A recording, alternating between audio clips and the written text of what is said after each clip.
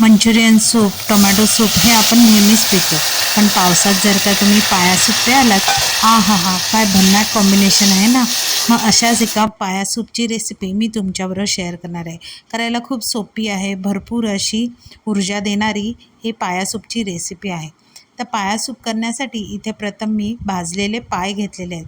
जवळजवळ 10 ते 12 एवढे हे भाजलेले पाय मी स्वच्छ धुवून घेतले आहेत. आता हे आपण कुकरमध्ये करायचं आहे. त्यामध्ये मी 1 चमचा तूप टाकलेलं आहे. तुपामध्ये थोडंसं जिरं, मिरी, दालचिनी, मोठी वेलची आणि 1 लवंग आणि 1 मोठा कांदा असा उभा पातळ चिरून घेतलेला आहे.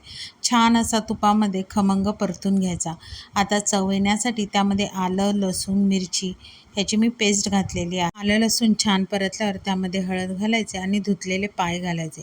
फास्ट गॅसवरच छान असं खमंग आपल्याला परतून घ्यायचं आहे.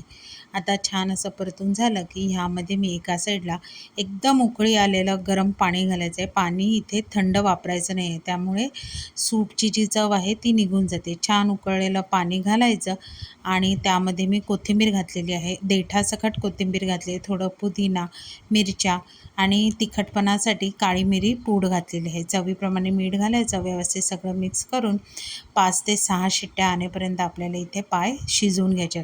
तुम्ही बघू शकता मस्त असं पाया सूप तयार झालेलं आहे. पायसुद्धा 6 शिट्ट्यामध्ये छान असं शिजलेले आहे. आता इथे तुम्ही टेस्ट करून बघायचं. जर का तुम्हाला मीठ, काळी मिरी पूड कमी वाटली तर तुम्ही तुमच्या आवडीप्रमाणे ॲडजस्ट करून घालू शकता. भरपूर प्रमाणात शरीराला प्रथिनं, ऊर्जा देणारं असं हे पाया सूप आहे. हाडे, सांधेदुखीसाठी अगदी गुणकारी आहे. तुम्ही जर का कधी पाया सूप खाल्ले असेल तर नक्की कमेंटमध्ये तुमचा अनुभव सांगा. अशाच भन्नाट आणि नवीन रेसिपीसाठी माझ्या चॅनलला फॉलो करायला विसरू नका. थँक्यू.